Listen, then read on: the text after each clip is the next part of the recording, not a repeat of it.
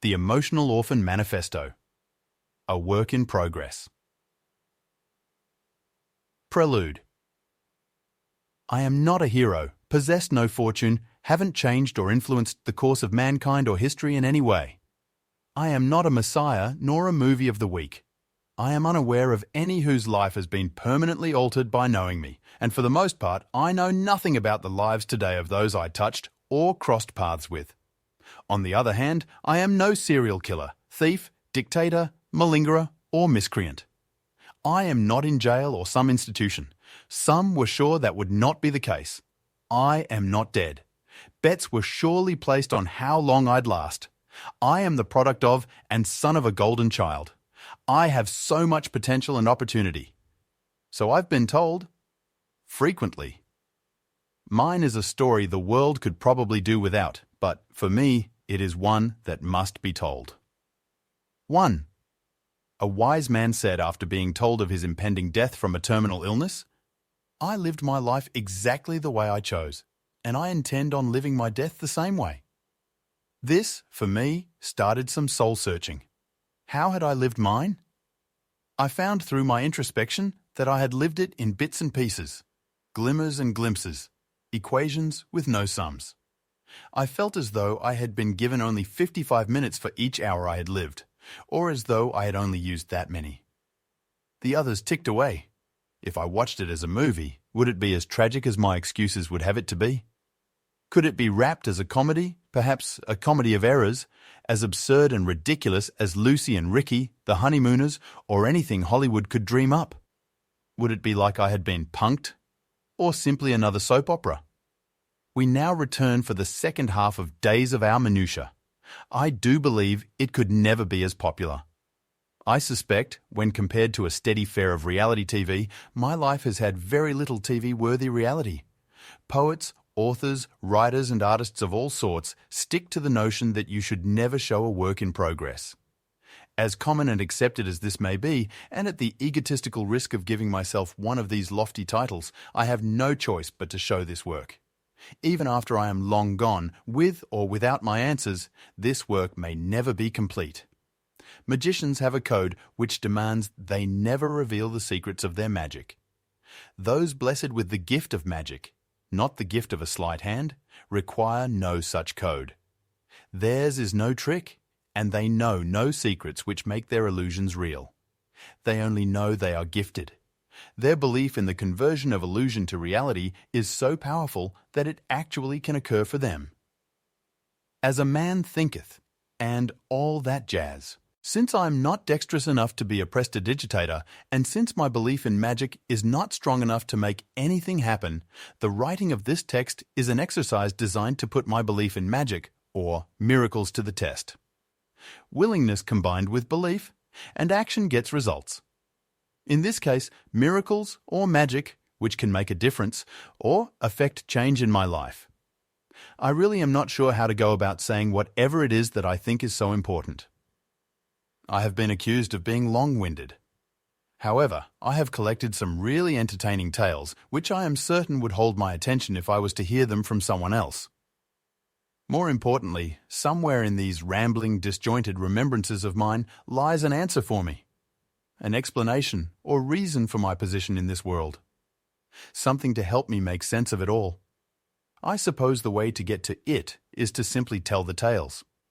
I must clarify up front that although I am in the throes of an existential crisis, which has led me here to finally put pen to paper, I use the term crisis hesitantly.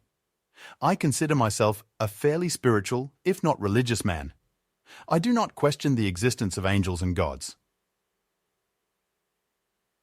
I get the idea of a higher purpose and have even devoted a portion of my life to defining what that purpose is for me. I've battled and beaten a number of my own demons and skated death way too many times. I'm not so vain as to believe I could have done so without divine providence and intervention. The issues I am wrestling with now are more related to the confusion I feel about the seemingly minimal long-term impact these triumphs have had. No matter the effort, sincerity, willingness, or the growth I have attempted, exercised, or exhibited, ultimately my results tend to be the same. Circumstances come full circle, the fears and setbacks seem the same. My meaningful relationships usually have similar outcomes. Peace, popularity, property and prosperity tease me, then are gone away once more. It has always been this way, and to lose the mustard seed of faith I have managed to call on when needed, or when I couldn't do it myself, would most certainly signal my demise. I suppose these answers to all the whys and a refill on the hope is the holy grail I seek from telling these tales. Maybe even you, the reader, will find some answers as well. Certainly my ego would love that. Even better though, I might get a little closer to fulfilling the elusive, aforementioned higher purpose. God knows that would be timely, so on with it. 4. Freshly smeared finger paint dripped from my grimy little hands, and a new masterpiece destined for a shoebox in my mother's closet laid out before me to dry. I suppose it wasn't fashionable to put bad art on the new Frigidaire back then. What? And hide the ultra-modern avocado colour? I was leaned back in my chair, looking as cool as a 6-year-old Romeo can. I envision an Elvis Beavercleaver or James Dean Dennis the Menace combo. Maybe it was more like Danny Partridge, except I was sure I looked like, and was as cool as Keith. I had conveniently positioned myself so I was right next to the cutest girl in the class, Anne Balance. The irony of her last name came later. She was beautiful. More beautiful than Marcia, and I was certain she was under my spell. So I leaned over when the teacher wasn't looking and quickly kissed her on the cheek. What happened next was quite shocking to me, and prophetic to say the least. Miss Anne Balance, the first love of my life, stood up, kicked the unstable legs of my reclined art table chair right out from under me. The sense of complete powerlessness I felt was accentuated by the slow motion effect which comes, apparently, so you have a fair chance at fully experiencing the pending trauma, or, in my case, head injury. That same slow motion effect does not seem, however, to improve the reaction time of an awkward and clumsy kindergartner like myself. My head bounced off of the really hard but attractive 50s modern concrete floor and boom, out go the lights. We can, as a society, stop the evils of exposed screws on playground equipment and make it a law to wear a helmet while biking, but every school I've ever seen has these same flaws. Go figure. On that fateful day, a pattern emerged. I would psych myself past my own insecurities and low self-esteem by presenting an illusion of myself only to be let down. On that day, I guess you could say I got my first mild concussion when I lost my balance while losing balance. See, I told you it was ironic. The real irony is, though, in first grade, without much coercion, Anne became my first real girlfriend and she willingly gave me my first real kiss on the cheek. Right after I chased her halfway home from school. I dared not risk the attempt around any concrete floors. 2. My first real memory in life is Sean Connery. Thunderball, the James Bond film, was playing on that big screen in front of my mum and I. We were at the mid-60s posh, save us from downtown, leave us in the suburbs, Lenox Square. Not mall, mind you, square. Malls had not been invented yet. I will speak of Lenox many times. I have an ongoing and annoying habit of returning to the familiar places. My life and reaction to it has had me riding the pendulum.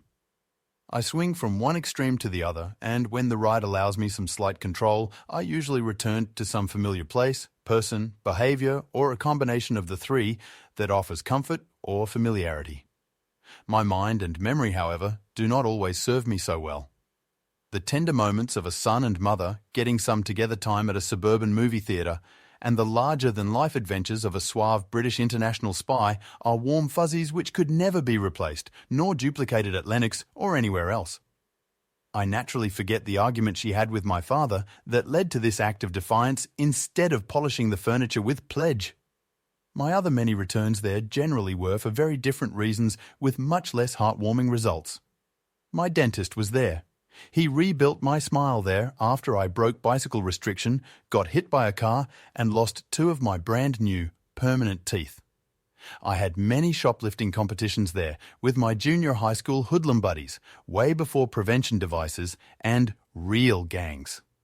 After getting the crap beaten out of me while skipping school in Chastain Park for being a 15-year-old drunk, dumb smartass, I ended up there, in a stupor, covered in blood, for about 4 hours before I knew it.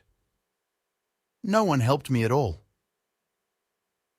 I fell in love with Valerie Knight that day for taking care of me on the public transportation bus ride home. Call me Val, I miss you. See, it's the pendulum again. I even saw a drag queen spend more money on a dress there than I have ever seen spent on one dress to this day. Tips from the locker room the night before made it possible. I was there to see Bobby Brown and his posse get banned from there before Whitney tried to save him, then subsequently fall out of grace with him. That was the 70s and 80s for you in suburbia. I can assure you, downtown was certainly no more dangerous. I was always anywhere I went, and I was my only real danger. Coupled with the unyielding and paradoxical circle fate had in store, presenting the same general results I have always ended up with, like loneliness and poet's poverty, I can always find justification for my excesses, my excuses, and ex-wives in sweet self-pity. But I digress.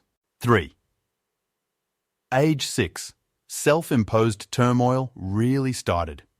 I decided what I wanted to be when I grew up before I started school. I wanted to excel as a liar, be an asshole, a ladies' man, and invisible to myself. So I set about seeking that goal.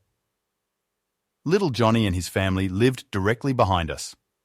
Since I had a swing set, Tiger the dog, and the pseudo-security of chain-link fence, war, cops and robbers, and tag were events generally held at my house. I suspect the huge picture window and my mum's Hawkeye peak was more likely than Tiger, as babysitter was. I remember feeling more trapped than secure. I have no recollection of ever playing anywhere else but that yard. A typical Georgia summer day. 106 degrees, 112% humidity. The chain-link fence would melt a 6-year-old hand like a grill marks a burger. I really wanted to climb it and visit Johnny. There was something mysterious about the house I could always see but never visit. Mum hinted at something dark, nefarious. Much later, I was informed she was alcoholic. We would have gotten along well. Being the well-adjusted poster child I was, I went to Mum and asked to cross the border so I could go play at Johnny's. I was told, in her own loving, overprotective way, no. I wasn't sure why wanting to play there made me crazy, but apparently it did. I whined and begged the way little boys do to no avail. All my pleading got me one thing, a stern admonishment to not scale the wall and to not ask again. The small devil on my left shoulder spoke louder to me than the small angel on my right, since my father jump-started my first spiritual crisis by informing me that we had to go to church on Sundays because it was good for business. This day, what I heard through my I never get my way ears were directives to rebel. Much later, I would have equated it to fuck you. So I did. I rebelled. I went to the backyard, marched straight over to the fence and climbed right over. I double-checked the picture window only to see Mum watching me do it, so I ran. I hid at Johnny's for a while until his dinner time forced me to go home. When I got there, of course I was met by Mom, who was, well, pissed. There it was, the first conscious lie I ever remember telling. I swore to no end I did not climb the fence for a furlough. Funny, I have no recollection of explaining my whereabouts, nor do I recall anything about Johnny's. Only the memory of telling and actually believing the lie that I'd not crossed the line. I do not think I've ever recanted. Thank God invisible pet fences had not been invented yet, or I may have spent the rest of my formative years in a collar, or with a fence-induced electroshock lobotomy. That attention received was a sad compromise to be sure, but it cemented the idea that this sort of attention was better than none at all, and it started a long-standing trend that I followed for many years. It also taught me a valuable lesson. If the lie was to work, I had to believe it as much if not more than those I was telling it to.